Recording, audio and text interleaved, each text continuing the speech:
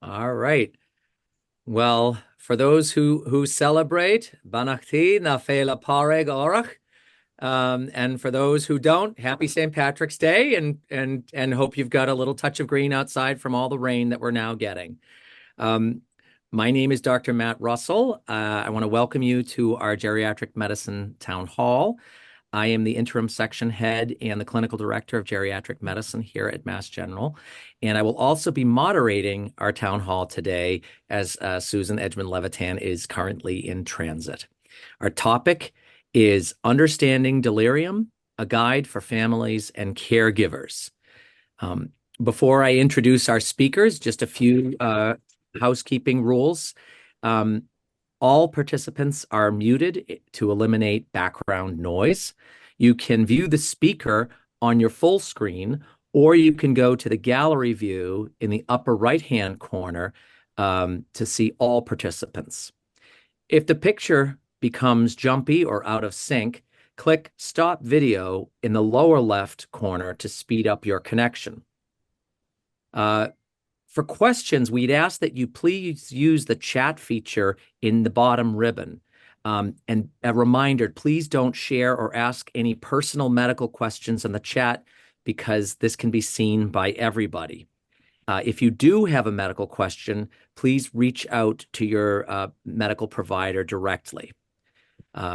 We have gotten some questions pre-submitted, and we look forward to more questions that feel free to put them in the chat function, and we'll do our best to answer them. If we don't have enough time, we'll send out more information after the call. So with that, I want to introduce our two speakers today. Our first is Dr. Esteban Franco Garcia. He is a geriatrician here at Mass General and is an associate professor of medicine at Harvard Medical School. He serves as the medical director for the inpatient geriatric medicine consult and co-management services, where geriatricians help with the care of hospitalized older adults in surgical and medical services. Richard Sullivan is a board-certified critical care registered nurse who serves as the Delirium nurse practice specialist at MGH. He practices in the cardiac surgery intensive care unit at Brigham and Women's and is a fellow at the Center for Bioethics at Harvard Medical School. His role at MGH is centered around driving practice changes for better identification, management, and prevention of delirium in the hospitalized patient through best practices and evidence-based care to achieve optimal patient outcomes. So with that, I will hand it over to Dr. Franco Garcia. Thank you very much, Dr. Russell. Thank you for the invitation. Let me share my screen right here. Excellent. So, hello everyone, and thank you for joining us today. We're here to talk about delirium this afternoon, which is a very important but often misunderstood medical condition that affects a lot of our older adults, especially when they're hospitalized. Whether you're a caregiver, a family member, or simply someone interested in learning more about this condition, hopefully this session will help you understand what delirium is, how to recognize it, and what you can do to help manage it as well. So why are we talking about this today? Well, delirium is a very common and can be a very serious condition that could have some consequences if not recognized and managed early on. Also, family and caregivers are often the first ones to notice signs of delirium. And also family and caregivers can play a critical role in supporting the recovery of patients who were afflicted with this condition. By the end of this presentation, you'll know what delirium is, how to recognize it, what causes it, and the steps you can take to help prevent and manage it in your patients or your relatives. Our aim is that we will accomplish this today in about 25 to 30 minutes so that we can have ample time at the end to answer all of your questions. Okay, so let's talk about what delirium is. But before I give you any definition, let me give you an example or a couple of examples of how delirium can present and what it looks like. In this first example, Mr. Thompson here, who is, by the way, an entirely made-up patient. He's an 85-year-old male who's admitted to the hospital after he fell at home. When he arrived to the emergency room, he was diagnosed with a pneumonia and was hospitalized for treatment of the pneumonia. On admission, he was alert. He was talking to his son and answering all the questions appropriately. However, 2 days later, something changed. The nurses noticed that Mr. Thompson was suddenly more confused. He kept asking what day of the week it was and seemed unsure of where he was. That evening, he told his daughter that he saw children standing in the corner of the room, but of course, there was no one there. Later that night, he becomes restless, verbally and physically agitated, aggressive, and kept trying to get out of bed. His daughter, of course, was very alarmed because Mr. Thompson had never behaved this way before. Now let's see another example. In this case, we have the same patient, but this time around, over the next couple of days, instead of him becoming, of him remaining alert and engaged, Mr. Thompson becomes very quiet and withdrawn. He barely spoke, kept his eyes closed most of the time, and seemed too tired to eat or drink. When nurses tried to ask him questions, he responded slowly or not at all. His daughter, again, was very worried because this was not like him. Normally, he's a very talkative guy. So you see, these are two examples of how delirium can present in the hospital. In both of these examples, there's a sudden change in mental status. In the first case, we saw the patient becomes what we call hyperactive delirium, when patients are restless, hallucinating, and very confused. In the second example, he's also confused, but this time around, he's more withdrawn, very sleepy. We call this hypoactive delirium. Now, in either case, delirium is often a temporary condition. It comes in really quick, but it could take up to several hours to a couple of days, sometimes even several weeks for it to completely resolve and patients recover their baseline mental or cognitive function.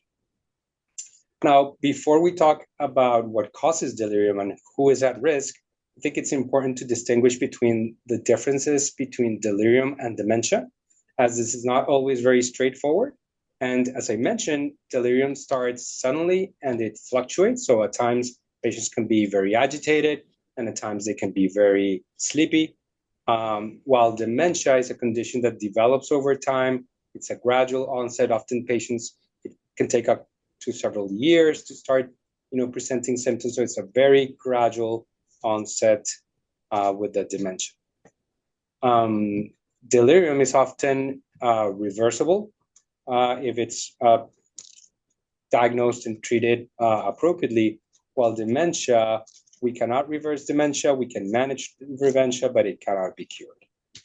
Okay, so that being said, certain groups are more at risk for delirium, especially older adults and those with pre-existing cognitive issues. For example, dementia is one of them. But other conditions like prior strokes or other neurologic disorders like Parkinson's disease can also predispose to delirium.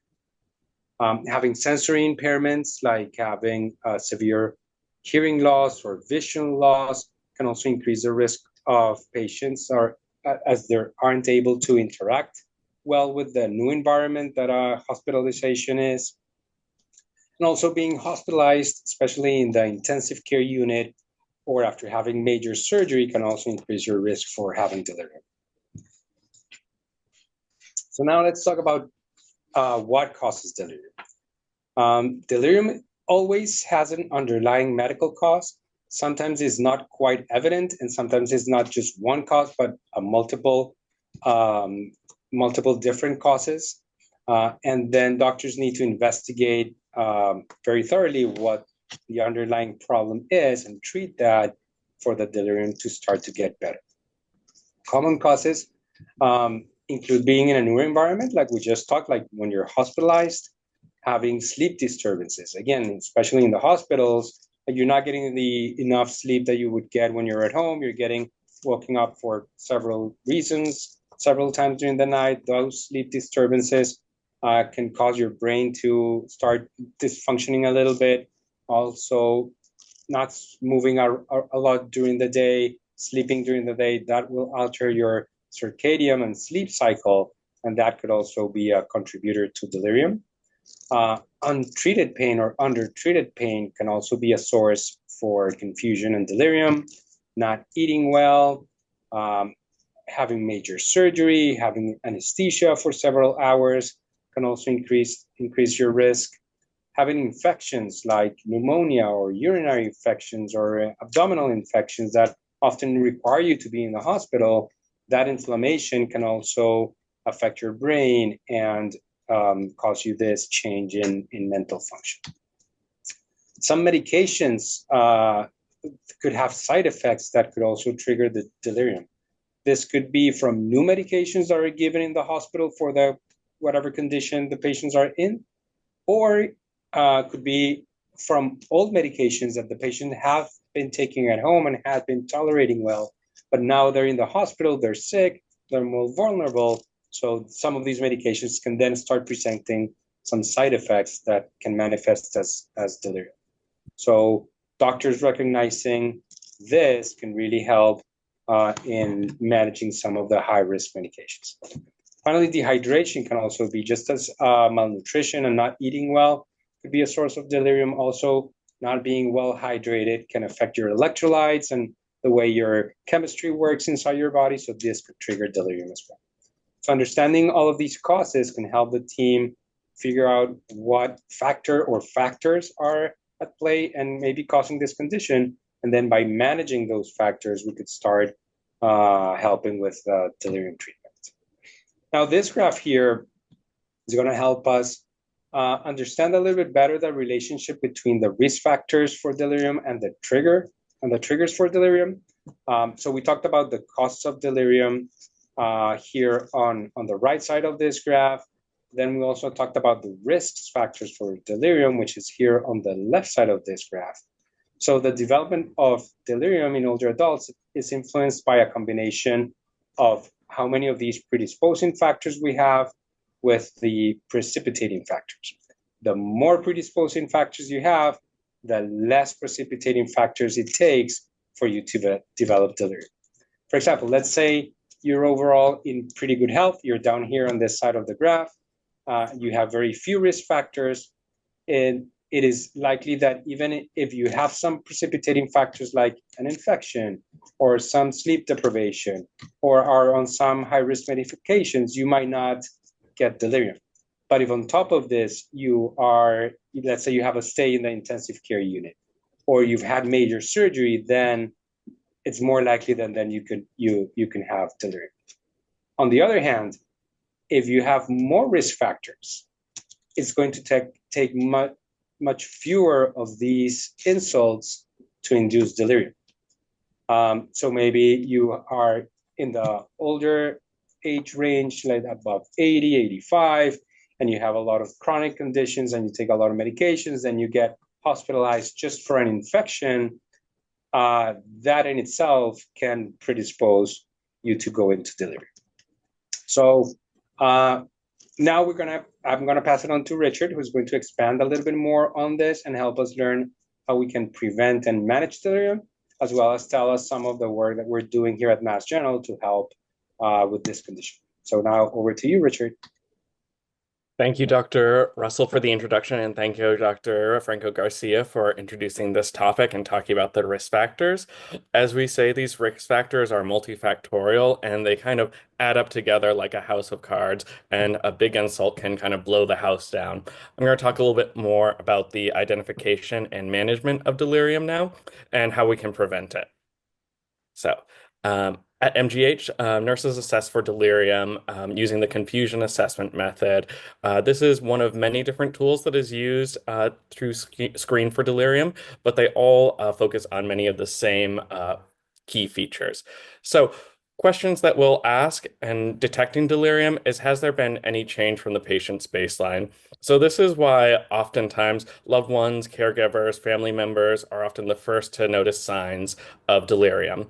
Are there any signs of inattention? Are there any signs of disorganized thinking, or are they more restless or lethargic than usual? So signs of inattention, can they follow the conversation that you're having?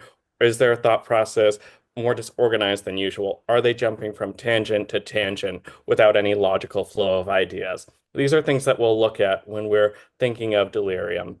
And are they more restless or lethargic than usual? This plays into the hypoactive versus hyperactive features of delirium. And also, it's important to note that there can be mixed delirium as well, where these key features fluctuate throughout the day. As we look at more into delirium, we want to make sure that everyone knows that primary prevention is key. An ounce of prevention is worth a pound of cure, and nowhere is this more evident than with delirium prevention, management, and identification. When we're focusing on how to prevent delirium, we want to focus on key features such as facilitating reorientation. So we want to make sure that there's a clock available in the room, the calendar is updated, the whiteboard is on. And when someone goes into the room to see a patient in the hospital, we want to make sure that they introduce themselves, their role, and facilitate that reorientation. We want to make sure that people are up and mobilized throughout the day. So we want to make sure that people are up and out of bed for meals and walking in the hallways as much as possible. If you wear eyeglasses or have hearing aids, we want to make sure that you utilize them while you're in the hospital and not in your environment. If you don't have hearing aids or if you don't have them before you come into the hospital, we can often provide hospital provided hearing amplifiers that will help. We want to provide high quality nutrition and hydration. So if your loved one is in the hospital and not eating as much, maybe take in a meal that would be that they love and would enjoy eating at baseline so they can get that good nutrition in. And make sure that they're hydrated throughout the day. One thing that we really want to do is optimize the sleep-wake cycle. When someone goes into the hospital, they're not in their usual routine. We want to really make sure that the lights are on and the shades are up during the day and the shades are down during the night so they can have good quality, uninterrupted sleep as much as possible. In specialty units such as the ICUs, there's a lots of sounds and lights and noises throughout the night. So that's why delirium is often more prevalent there. If delirium does develop, we use the acronym TADA to remember to tolerate any behaviors that aren't dangerous and provide redirection. And we want to anticipate any needs that the patient might have, and we don't want to agitate them anymore. So what this means is if someone does develop delirium and they're not in their usual state of thinking, if they're trying to get out of bed and trying to walk around the unit, if they can have a loved one that's walking with them, this would be more beneficial. It will help them reorient to being in the hospital and anticipating any needs that they might have. If you notice your loved one is drinking a lot of fluids, taking a lot of fluids down, or if they've gotten a medication such as Lasix that would make them have to go to the bathroom, be proactive and say, oh, let's make sure you're getting up to the bathroom before you're trying to get up on your own. And we don't want to agitate them any more than they already are. Delirium can be very scary for people. People might think they're in a strange environment, so we don't want to agitate them anymore by trying to fight with them. If someone has been in the emergency department for a long time and they think they're in a zoo because it's a little bit crazy down there, don't fight with them. If that's their reality, then you just want to facilitate the reorientation. Say, does this look like a zoo to you? Do you see any animals here? And do that facilitation gently rather than fighting with them. As we are working in the hospital, we want to really provide a lot of education for people. So we had World Delirium Awareness Day last week. So we had a table out by the cafeteria where we provided some cookies that had the World Delirium Awareness Day logo, and we have a new patient and family brochure that we gave out to staff and patients and families and loved ones who are walking by. When I was at the table, a lot of people came by and said, I remember when my loved one was in the hospital and they had delirium. It was really scary for me at the time, but with focusing on reorientation, it kind of dissolved at points. And some people had more questions about delirium, so they came up and asked as well. As you can see on the computer there, we have a new delirium resources page, which we have provided for all of the staff at Mass General to look up information on. This also contains our delirium prevention and management brochure, which is available in 6 different languages: English, Spanish, Arabic, Chinese, Haitian Creole, and Portuguese. And we have delirium interventions listed as well on the website. We also have a new delirium toolkit that we're rolling out and providing more education to staff because delirium often isn't well understood even by staff. So providing this education has been really impactful. And next slide. And so we have some questions. So I believe Dr. Russell will go through them now.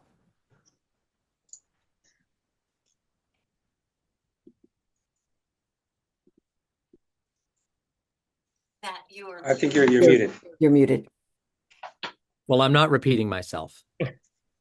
So I thank you so much. That was a really wonderful overview of a very frightening hospital experience that family members and we ourselves might have experienced.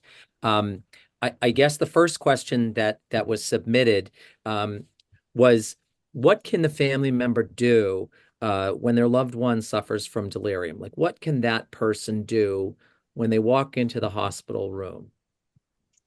So that's a great question. And like what I would say first is it's very important for family members who know their loved ones well to really help the treating team or the team who's taking care of your loved one to understand what the patient's baseline is. A lot of times, especially if our loved one has a diagnosis of dementia,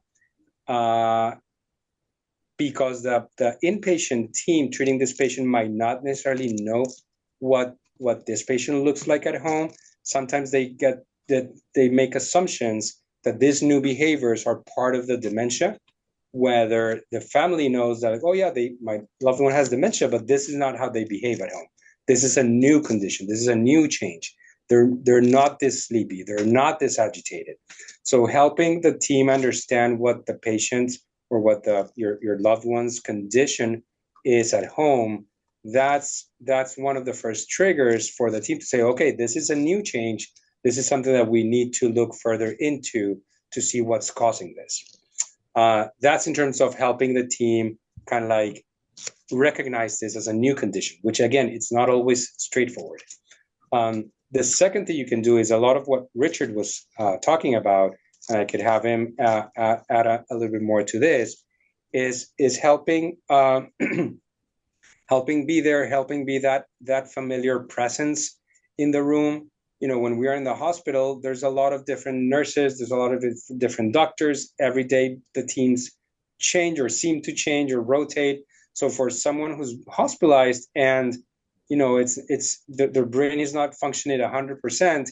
All of these change can be very frightening and can be contributing to this confusion effect. So having familiar faces, having familiar voices, having familiar objects. Like I always tell patient or family members, you know, if your loved one has some familiar things on their nightstand, bring them. Bring some pictures. Bring some frames. Bring some familiar magazines or books that they like to read. You can't imagine how helpful it is when a patient is starting to become confused and there's no family members around for a nurse to have let's say like a photo album at hand that they could use that. Oh, who's this person? Who's that person? That helps redirect that agitation from the patient being, oh, I need to get out of here. I need to go. I'm in the bank. I have this. I have that. Of seeing some familiar faces and say, oh, this is my daughter, this is my family. So when possible, like bring in photo albums or things that could help reorient or redirect patients. Richard, I don't know if you have. Yeah, I have. I think it's really important to also note that delirium can be superimposed on dementia, and that's really important to note. Because oftentimes, if your loved one who has dementia, if they might be living in a skilled nursing facility. Oftentimes, if they have a change in mental status at that skilled nursing facility, that might be one of the first signs that they know there would be an infection, oftentimes a UTI. So they might get sent to the hospital because they had an altered mental status. And then we at the hospital, we might not always know their baseline. So it's really important for families to advocate and know the patient's baseline and say, no, this is something new. This is something that's different about my loved one. They're usually able to tell me, oh, they live in Boston. They are able to talk about like what day of the week it is, but they might not know the year or they might not know the month or things like that. So it's really important to know that baseline. And in terms of what you can do for preventing and managing a delirium, having things from home is really important, like Dr. Franco Garcia said. In the hospital, we have get to know me posters. So if your loved one has been in the hospital for a while, oftentimes we might ask for a get to know me poster. We can put their name up on the board. It will have some things that they like, what their favorite TV show might be, what their occupation was, and what and some spots for pictures to be put up as well. It's really important that if someone has any sensory deficits, so if you wear eyeglasses or have hearing aids, that those are being utilized while you're in the hospital. So we really want to make sure that those are being utilized because so many people wear glasses, and if you're not wearing glasses throughout the day, what's going to happen? You're not able to see. You're not able to know what's going on. So those are really key. Also, sleep hygiene is really important for people in the hospital.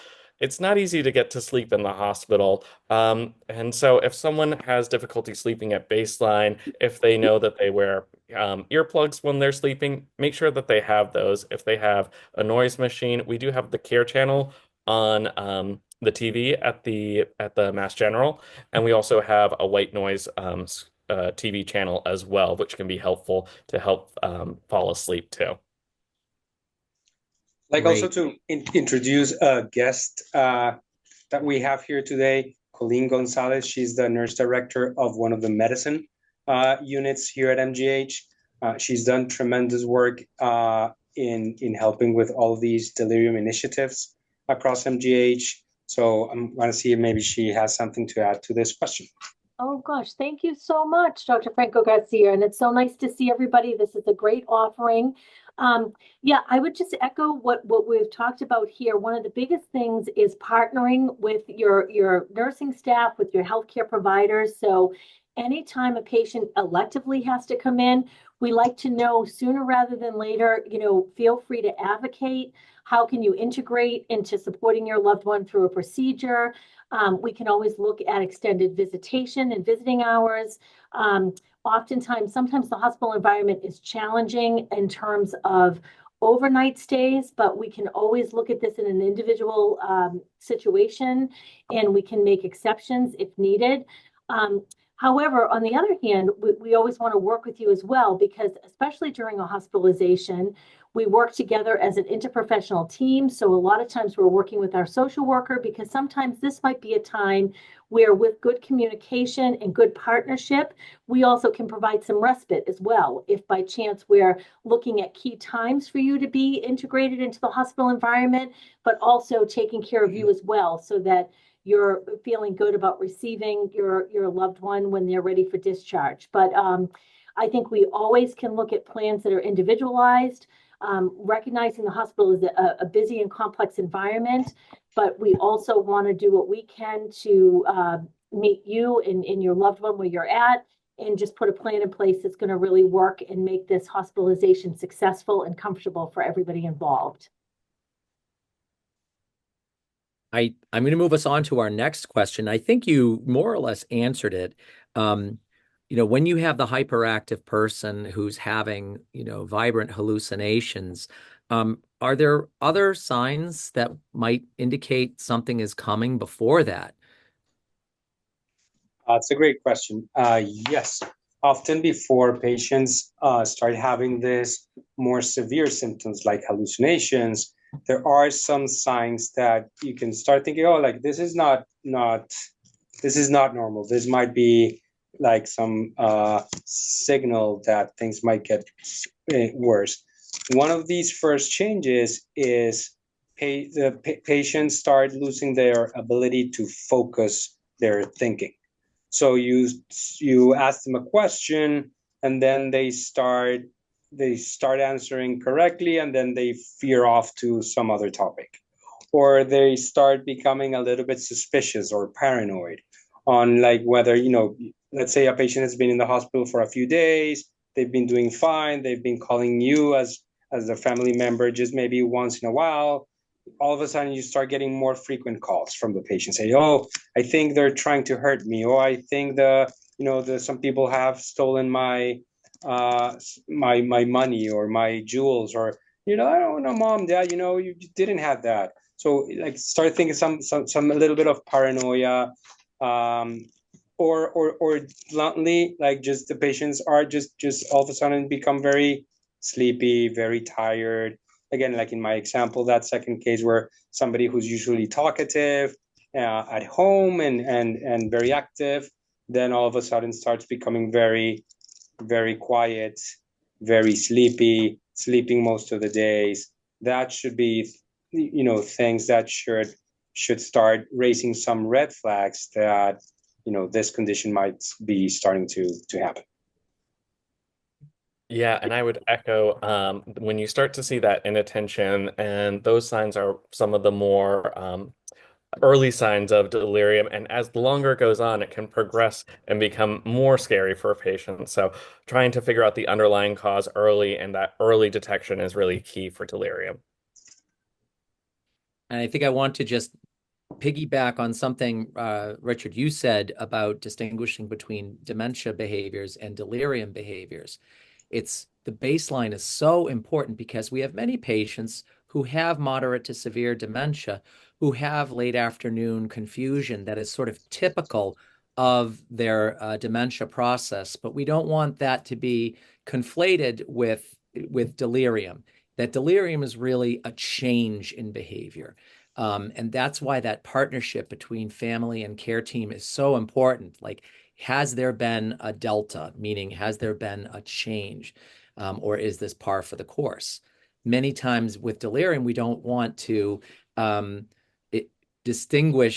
call something delirium when it's dementia, because we may be throwing a therapy that is not indicated at that person. And the idea is do less to make that patient feel better. We've had several questions about protracted delirium, so prolonged. So one is, I am a 73-year-old man, and my husband is also 73. He's now in a rehab center after being an inpatient at the BI for a month. He now suffers from hospital delirium, and I feel helpless because I do not know how to cope with this illness. So first question is, how would you advise this person to sort of partner with the team and also with the patient as we do this? So it's a great question, and I think it's also similar to one that was thrown in the chat about like how long does delirium last. So it's important to know that delirium again can take very little to settle in. It's sometimes you just in a matter of hours you start seeing these changes. But again, depending on the patient and on their risk factors, it could be something that lasts just a few hours. Like we've seen patients who just, the next day they are back to normal. But could be something that could last several days, or it could even last several weeks, or sometimes even months. Again, the more risk factors you have, let's say the older you are, or if you already have some minor dementia or some degree of dementia or other conditions, this delirium can last much longer.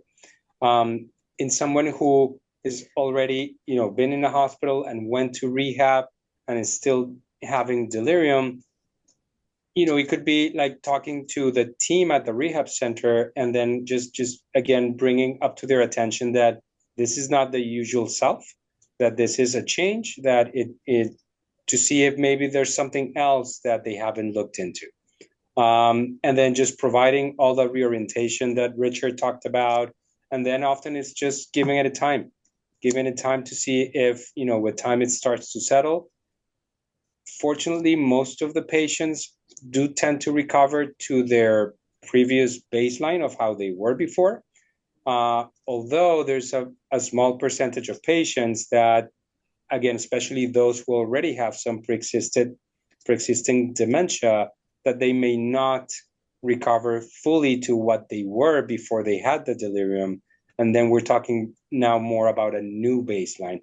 But again, this is usually if the symptoms have not resolved in a matter of weeks to months, then that's where we start thinking about maybe that's a new baseline for that person. Yeah, and for those patients who have had long protracted delirium, we want to make sure that we're doing kind of the same interventions that we do in the hospital. So making sure they're up and mobilizing as much as possible. So kind of redirecting that energy if they're having restless energy, get up and go for a walk around the rehab if that's available. And then make sure that you're up and sitting in the chair and having the lights on, having the shades up during the day as the weather gets nicer. It'd be nicer to sit up in the chair, and kind of reorient a more. Work with the rehab as much as possible. You might ask about having extended visiting hours or coming in early and helping out getting ready for the day, because having that familiar person can really help. And trying to go back into routine. Routine is kind of really key for delirium care. So routine, routine, routine. I always say if it was, if the person reads the New York Times every day, give it to them every day, even if they're reading it upside down, because it is a scaffold that the person's brain that's struggling can latch onto. There are other things that family members, can do, especially in long-term care, is that they can be there at mealtime, because one of the things that can happen is that, delirium, it's hard to report pain. It's hard to report hunger. It's hard to report thirst. And so when the person is being changed, when the person is being fed or is supposed to be eating, but the food is just sitting in front of them, that's when it's very helpful. One other thing I would just like to say is to see a loved one in an altered mental state is very frightening. And sometimes what comes out of the person's mouth can be very hurtful to the person who's there. And so we'll often counsel family members that, we're going with the affect. In other words, we're not going with the content, what's being said, because the part of the brain that's doing the rational thinking is the part that's struggling right now. But the fight or flight place, the place where they have their feelings, that is still very intact. And we can be a soothing presence and a calming one. So not necessarily challenging their reality in a confrontational way, but just in a nice conversational way, as one would have. These are ways that the person can say, I feel safe, I feel calm, I don't have to run away. But again, as Richard said, routine, doing the same thing as predictable, because that person then their brain might be able to come back online a bit sooner. And then sorry, go ahead. I was just going to piggyback off what you said about the affect, and saying, and also it's important on how you approach your loved one who might be experiencing delirium. If you're approaching them with like you're from a place of fear, they're going to feel that fear. So if you come to them and say, "Hey, John, you're in the hospital," you want to say, "Hey," do it gently and say, I'm your nurse today, and which would I would be saying in a friendly manner rather than kind of saying, okay, we need to do this, this, this, and this, trying to rush them. So really taking the time with them and facilitating that rather than rushing them through something. Excellent. And I think Esteban, you sort of said this is, protracted delirium is concerning, and that can be associated with some cognitive outcomes. Could you speak a little bit to that? Yeah. So often when there's like very prolonged delirium, we could think either there's an underlying cognitive problem that this delirium helped unmasked. So sometimes a lot of some patients, the delirium is often a predictor of some dementia that might had just been started. So after that, that should be studied, that should be assessed, or it could also be that the underlying cause that is causing the delirium has not really been found.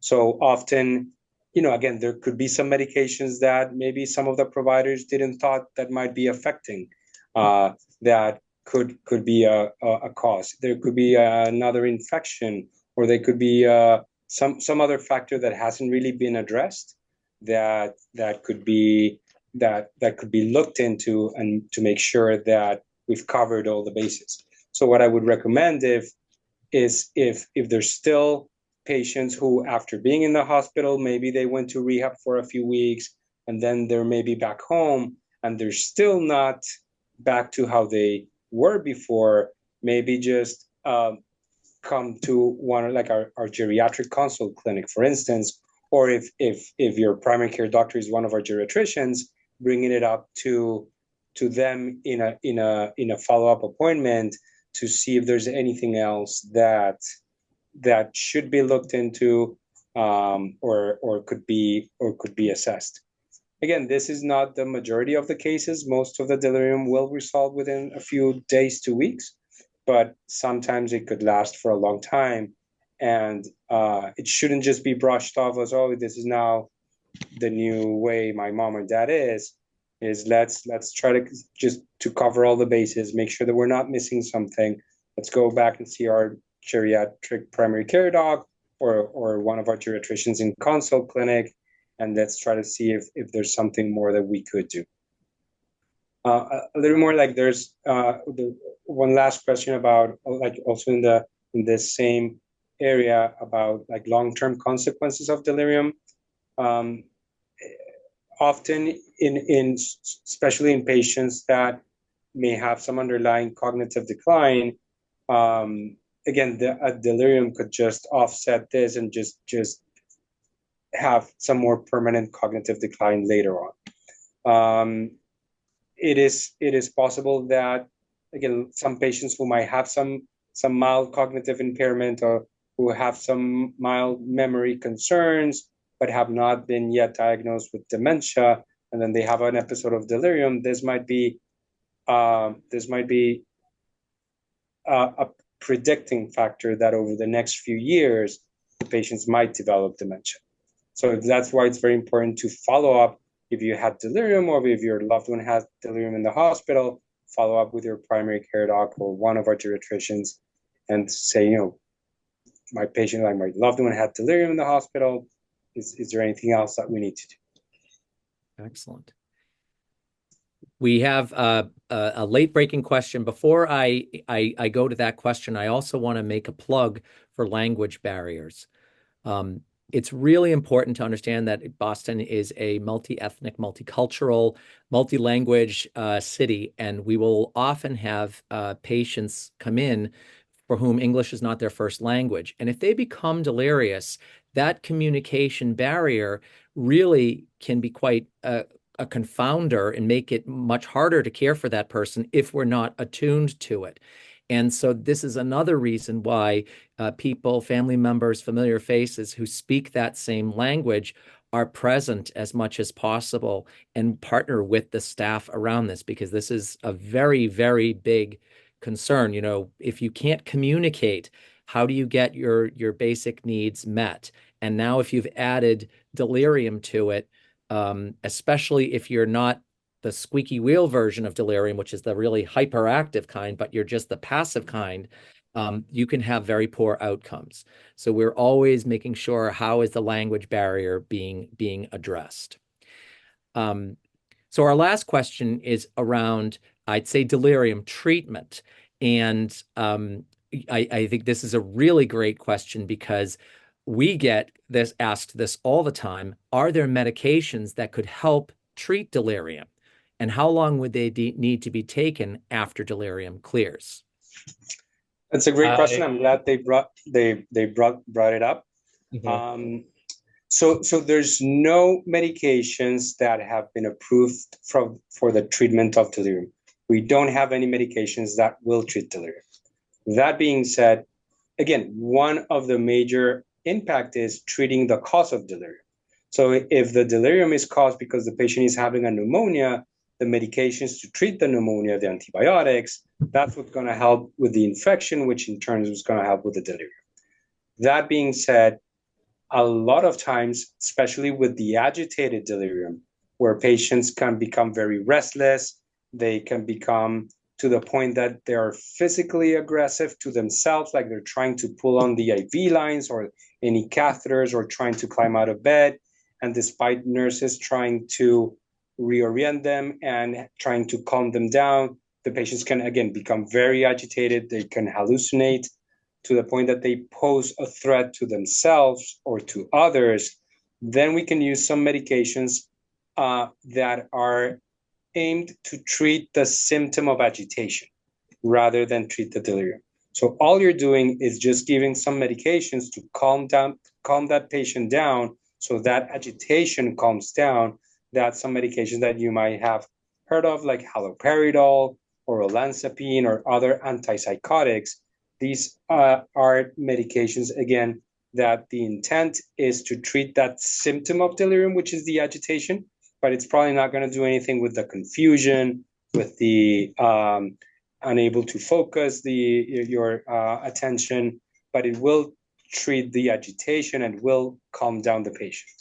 The risk with these medications is that you have to dose them very carefully, because if you give too much, if you sedate the patients too much, then what you're doing is you're turning a patient who's very agitated into somebody who's just sleeping for the whole day, and that's not helpful as well.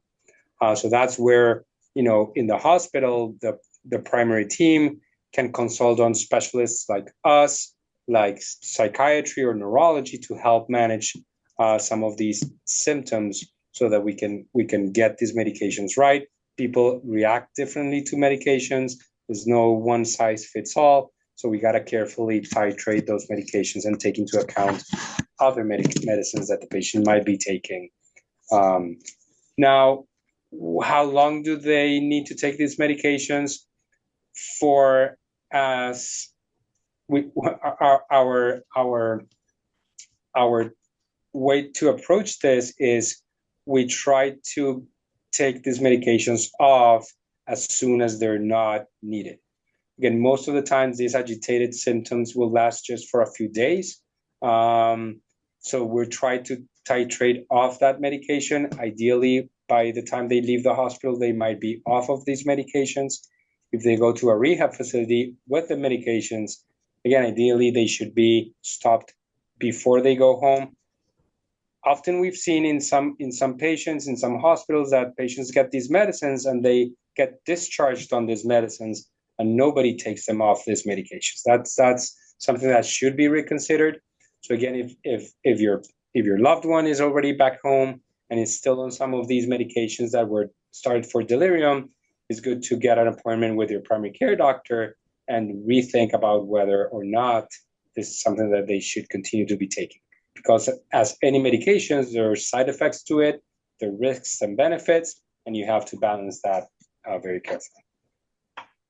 Yeah, and it can be very, very frightening if someone has delirium, and this can be very distressing to families. I've had more than one patient's loved one say, "Can't you just give them something to resolve this?" But really, it's the underlying cause of the delirium needs to be treated, and that is multifactorial, as Dr. Franco Garcia said. So imagine if someone falls, God forbid, breaks their hip, ends up having surgery, then they're in pain, then they don't get sleep. You see all these factors kind of add up, and then they get an infection that will precipitate delirium even more. So really treating the underlying cause and going back to good care and basic routines is really important. And it's really important to note that these aren't treating the delirium, they're just treating the symptoms of the delirium. So those are really important things to remember. Excellent. Well, I know we're coming to the close of the hour. I think this has been a fabulous review of delirium that's given us a lot of really core principles to understand, and also some stuff for folks to do to kind of help their loved ones and help prevent delirium and sort of be on watch if it does develop. So I want to thank Richard Sullivan and Dr. Esteban Franco Garcia and Colleen Gonzalez for contributing today. This was just absolutely wonderful. Our next, we always like to ask folks if there are town hall ideas and topics that they would like us to address. We will have in May, on May 5th, a review of palliative care and hospice. And then I believe in April, we're working on actually funeral pre-planning, because a lot of people are asking, how do I get my affairs in order so my family doesn't have to deal with this? And we thought that might be a reasonable thing to have local folks come and speak to us about that. There's a lot going on in the world these days. There's a lot of stuff coming up. So if there are topics that you feel would be very helpful for us to address in this venue, please email Monique Chateauneuf. You'll be able to see this and other recordings of our town halls on the MGH Geriatrics website, the MGH Stokel Center website, and the MGH YouTube channel. So with that, I'd like to thank everyone for attending on this rainy St. Patrick's Day, and I hope you have a wonderful rest of the day. Take care, folks. Thank you. Thank you.